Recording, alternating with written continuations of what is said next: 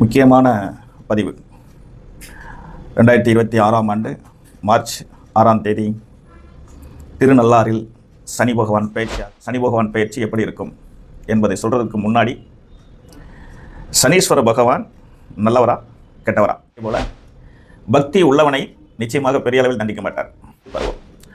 குழந்தை பருவத்தில் இருக்கிறவங்களுக்கு உடல்நிலை பாதிப்புகள் நிச்சயமாக ஏற்படும். 100% 10ஆம் வகுப்பு படிக்கக்கூடிய மாணவர்கள், 12ஆம் வகுப்பு படிக்கக்கூடிய மாணவர்கள், கல்லூரியில் இறுதி ஆண்டு படிக்கக்கூடிய சனீஸ்வரவான் வந்துட்டால் உடனே வேலை கொடுக்கும்.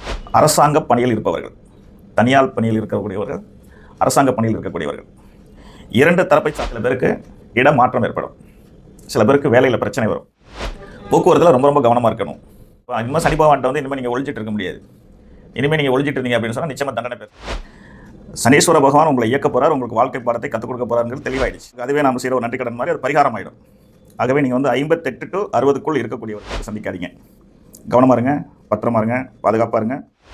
இனி அரசியல் துறையில் இருக்கக்கூடியவர்கள் அரசாங்க பொறுப்புக்கு போட்டி போடும்போது உடல்நலத்தில் அதிக அக்கறை எடுத்துக்கணும். வருஷத்துக்கு ஒரு முறை அவங்க ஆயுஷ் ஹோமம் பண்ணிக்கணும். அவங்களுடைய குலதெய்வத்தை அதிகமாக தரிசனம். அதுக்குமே முக்கியமான விஷயம் வந்து ஜனனகால ஜாதகம் சரியாக இருக்கும் பட்சத்தில். உலகத் தமிழர்கள் அனைவருக்கும் என்னுடைய பணிவான வணக்கம்.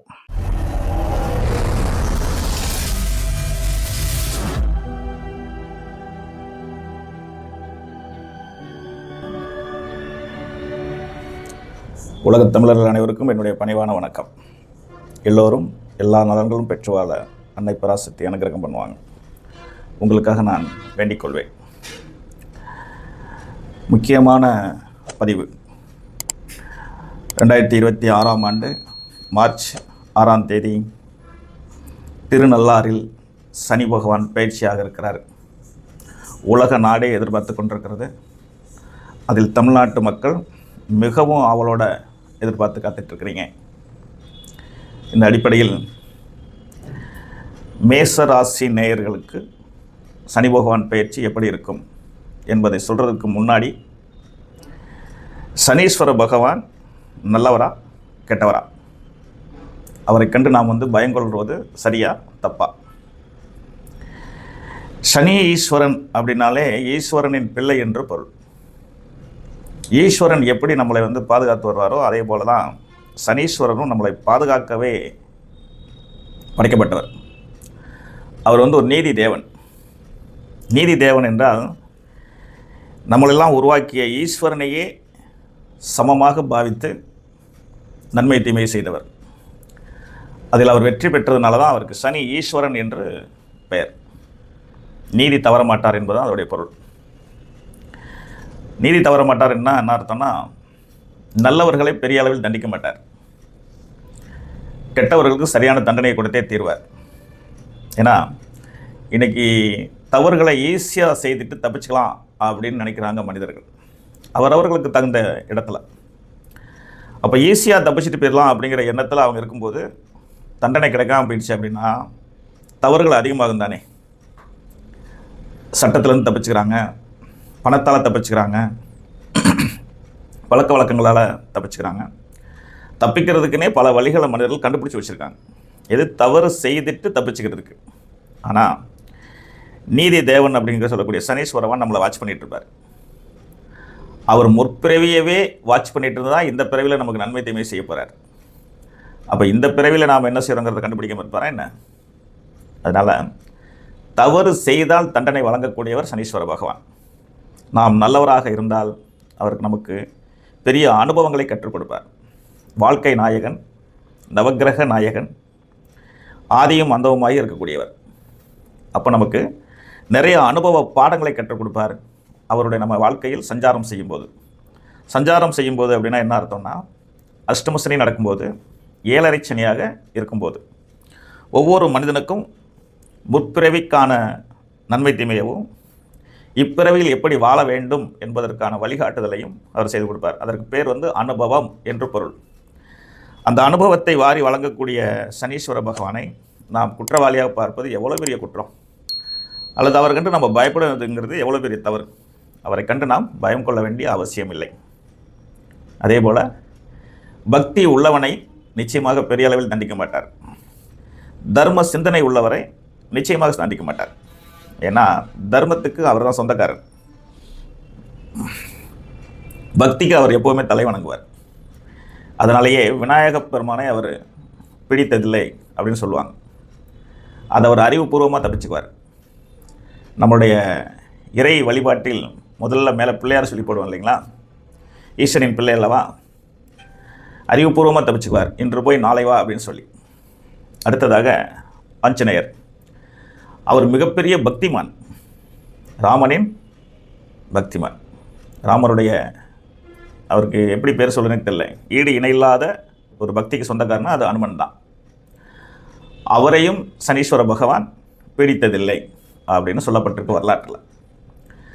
அப்போ நாம் யதார்த்தமாக நம்ம கடவுளெலாம் கிடையாது. தர்மவானாக இருந்தோம்னா, உண்மையாக இருந்தோம்னா, நேர்மையாக இருந்தோம்னா நமக்கு வாழ்க்கை பாடத்தை தான் கற்றுக் கொடுக்க போகிறார் என்பதை உங்கள் எல்லோருக்கும் சொல்லிக்கொண்டு, மேச ராசி நேயர்களுக்கு சனி பயிற்சி என்னவாக இருக்கும், எப்படி அமைய இருக்கிறது, யார் யாருக்கு என்ன மாதிரியான சூழ்நிலையை அவர் செய்ய போகிறார் அப்படிங்கிறத பற்றி தான் உங்களுக்கு முன்னாடி சுருக்கமான முன்னுரையாக உங்களுக்கு நான் சொல்ல போகிறேன். மேசராசி நேயர்களுக்கு 6/3/2026 அன்று காலையில் திருநள்ளாறில் சனி பயிற்சி ஆகிறார். அவர் 7 சனியாக ஸ்டார்ட் பண்ணுவார். 7 சனி ஸ்டார்ட் பண்ணும்போது குழந்தை பருவம் அப்படின்னு ஒன்று இருக்கும்.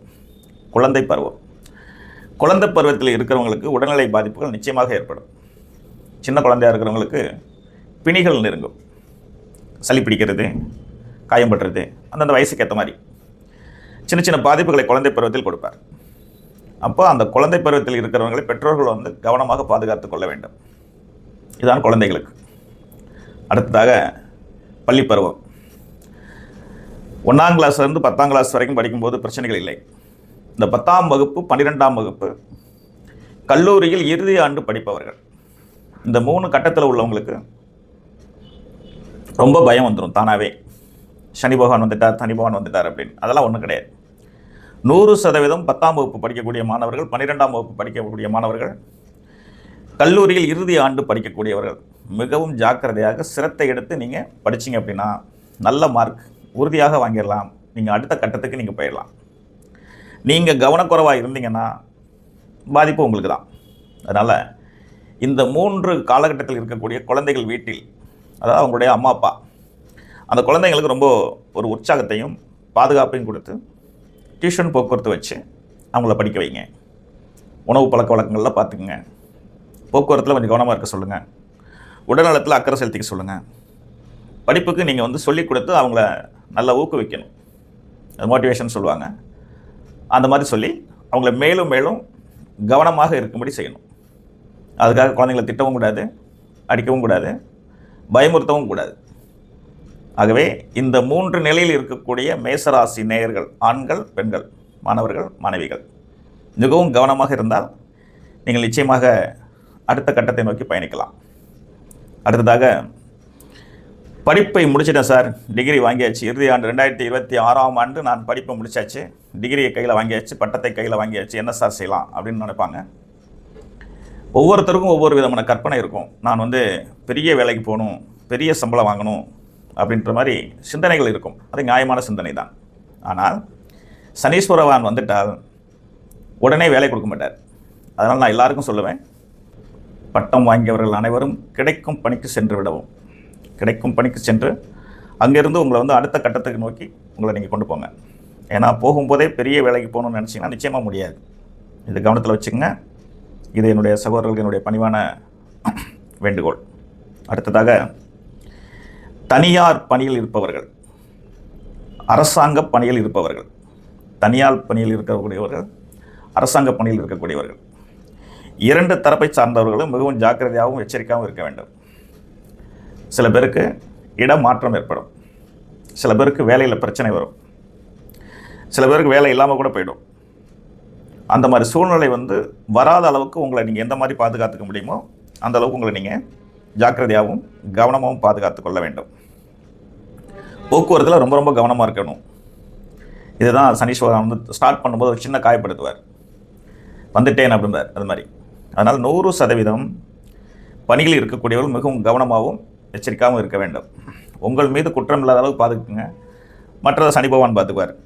ஏன்னா நாம் நல்லவர்களாக இருக்கும்போது நிச்சயமாக பிரச்சனை என்பது வராது. வேலையில் பளு அதிகமாகும். அதனால் அனுபவம் தருவதற்கு தானே அவர் வரார். ஒளிஞ்சிக்கிட்டு இருந்த ஊழியர்களை கஷ்டப்படுத்தி விட்டுருவார். நல்லபடியாக பணி செஞ்சவங்களுக்கு ப்ரொமோஷன் கொடுப்பார். அப்போ இனிமேல் சனி பகவான்கிட்ட வந்து இனிமேல் நீங்கள் ஒழிஞ்சிட்டு இருக்க முடியாது. இனிமேல் நீங்கள் ஒழிஞ்சிட்டு இருந்தீங்க அப்படின்னு சொன்னால் நிச்சயமாக தண்டனை பெருசாக இருக்கும். சில பேர் கையெழுத்தை போட்டு வெளியில் வந்துடுவாங்களாம். இப்படிலாம் ரொம்ப நாள் வந்துட்டு நடந்திருப்பாங்க. அவங்களெல்லாம் கண்டுபிடிச்சி மிகப்பெரிய அளவில் தண்டிச்சிருவார். உண்மையாக உழைத்தவர்களுக்கு பணி உயர்வு கொடுப்பார், சம்பள உயர்வு கொடுப்பார். இப்போ முக்கியமான குறிப்பு என்னென்னா, இந்த 58-60 அதாவது ரிட்டையர்மெண்ட் அப்படின்னு சொல்லுவாங்க, பணி ஓய்வுன்னு சொல்லுவாங்க இல்லைங்களா. இவங்களுக்கு நான் சமீபத்தில் கண்ட ஒரு அனுபவத்தை சொல்லிவிட்டு உங்களுக்கு நான் சொல்கிறேன். எனக்கு ரொம்ப தெரிஞ்ச எங்கள் அம்மா ஒரு மேடம், மகர ராசி நேயர், சமீபத்தில் வந்திருந்தாங்க. அவங்களுக்கு கரெக்டாக 60வது வயசு ஆச்சு.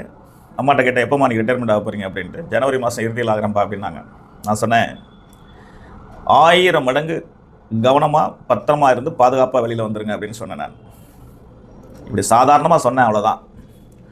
இப்போது தான் எங்கள் அம்மா சொன்னாங்க, அந்த பணியிலேருந்து வெளியே வர்றதுக்கு அங்கே ஏற்படக்கூடிய பிரச்சனைகள் எவ்வளவுங்கிறத சொல்லி ரொம்ப ரொம்ப வருத்தப்பட்டாங்க.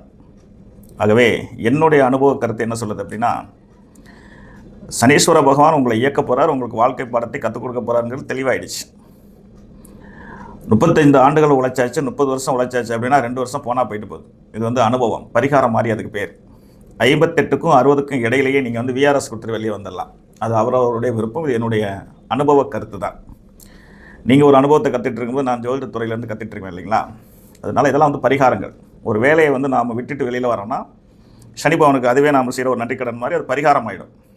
ஆகவே நீங்கள் வந்து 58 to 60க்குள் இருக்கக்கூடியவர்கள் முழுமை செய்து விட்டு வந்துடலாம் அப்படின்னா முழுமை செஞ்சுட்டு வாங்க. என்னுடைய கருத்து உங்களுக்கு சரியாக இருந்துச்சு அப்படின்னு சொன்னால் நிச்சயமாக உங்கள் ஜாதகத்தையும் பார்த்துக்குங்க. உங்கள் ஜாதகத்தை பார்த்து நீங்கள் நல்ல தசாபத்தி இருந்தது அப்படின்னா பிரச்சனை இல்லாமல் நீங்கள் 60 வயசு வரைக்கும் இருந்துட்டு வரலாம். தசாபத்தியும் சாதகமாக இல்லாமல் உங்களுடைய 7.5 சனியும் நடந்துட்டு இருக்கும் காலத்தில் தர்ம சங்கடத்தை சந்திக்காதீங்க. கவனமாக இருங்க, பத்திரமா இருங்க, பாதுகாப்பாக இருங்க. தனியார் மற்றும் அரசு பணியில் இருக்கக்கூடியவர்களுக்கு, ரிட்டையர்மெண்ட் ஆகக்கூடியவர்களுக்கு தான் இந்த பதிவு. ஏன்னா முன்கூட்டியே இடமாற்றம், பணிமாற்றம் இதெல்லாம் சொல்லியாச்சு. அடுத்ததாக முக்கியமான தகவல், அரசாங்கம் அப்படின்னு சொல்கிறதோடு சேர்த்து அரசியல்வாதிகள் அப்படின்னு இருப்பாங்க. நிறைய பேர் இன்றைக்கி அரசியல் துறையில் இருக்கிறாங்க. இனி அரசியல் துறையில் இருக்கக்கூடியவர்கள் அரசாங்க பொறுப்புக்கு போட்டி போடும்போது மிகவும் கவனமும் எச்சரிக்கையாகவும் இருக்கணும். உங்களுடைய ஜனனகால ஜாதகத்தை பார்த்து அதில் மிகப்பெரிய யோகம் இருக்கிறதா தெரிஞ்சால் மட்டும்தான் நீங்கள் அரசியலில் ஈடுபட வேண்டும்.